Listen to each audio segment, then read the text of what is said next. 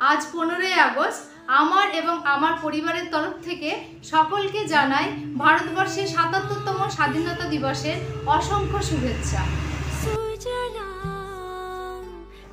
আমরা যে স্বাধীনতা পেয়েছি, স্বাধীনতা সংগ্রামীদের ত্যাগের বিনিময়ে, রক্তের বিনিময়ে, প্রাণের বিনিময়ে, সে কথা আমরা সকলেই জানি।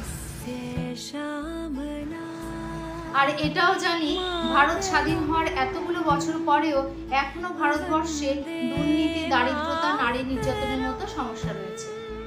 তবে আমার এখন সবচেয়ে বেশি যেটা ভাবায় সেটা হচ্ছে যত দিন যাচ্ছে অসংখ্য বৃদ্ধাশ্রমের প্রয়োজন হয়ে পড়ছে। বাবা মা, তাদের পরিবার, সন্তান সবটা নিয়ে কিন্তু একটা সংসার হয়, অথচ ছেলে মেয়েরা যখন বড় হয়ে যায় তখন যে বাড়িটা বাবা মা তৈরি করেছে সেই বাড়িতেই বাবা মারই জায়গা হয়। আর আমার মনে হলো আজকের এই বিশেষ দিনে একটু বয়স্ক মানুষদের কথা ভাবা যাক, সেই কারণে আজকের আমার কবিতার বিষয়বস্তু বয়স্কদের নিয়ে। আমার লেখা কবিতার সঙ্গে আমার মেয়ের একটা গান নিয়ে আজকে চলে এসেছি।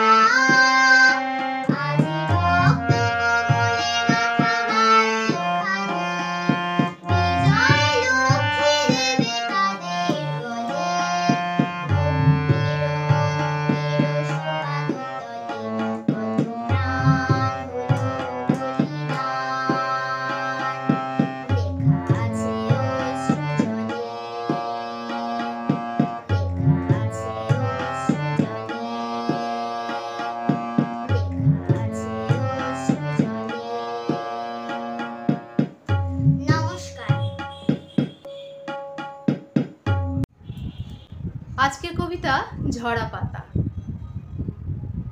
জীর্ণ ধূসরিত পাতা, তুমি দাও কিসের সঙ্গে? ওরে আমার সময় হয়েছে চলে যাওয়ার দেশ। এই বলে যখন ঝরল পাতা বৃন্তচ্যুত হয়ে, গাছে বসা পাখিগুলো দেখলো কেমন চেয়ে। সময়ের বাঁধনে বাঁধা জীবনে, গাছ হোক বা মনুষ্য, শিশু একদিন বৃদ্ধ যেমন, চারারাও কাল বৃক্ষ।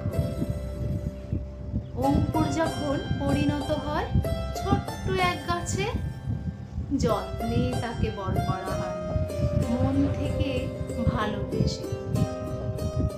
কোনো ক্ষতি হয় না যেন তার, খেয়াল রাখেন যারা। সন্তান যেমন বড় হয় মায়ের যত্নে ভরা, ডালপালা ছেড়ে স্বাধীন হতে নামটি পায় বৃক্ষ। পাতায় ডালে ছায়া সে দেয়, ফুলে ফলে তেমন দক্ষ। তবু সময় কেন হার মানায় সব রকম জীবকে? নইলে পাতা রং হারিয়ে হয় বেরঙিন কাল সে। জীর্ণ হলেই ঝরে পাতা বৃক্ষের আজব নিয়মে। কচি পাতা জন্মাবে বুঝি ঝরা পাতার অবসানে? দুঃখ মনে কষ্ট নিয়ে ভাবিস না আদ্যপান্ত। কচি থেকে জীর্ণ হতে কিছু সময়ের ব্যবধান তো।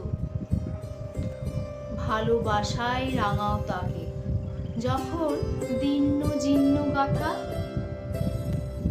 দিয়েছে আশ্রয় কাল যে তোমায়, আজ সে ঝরা পাতা।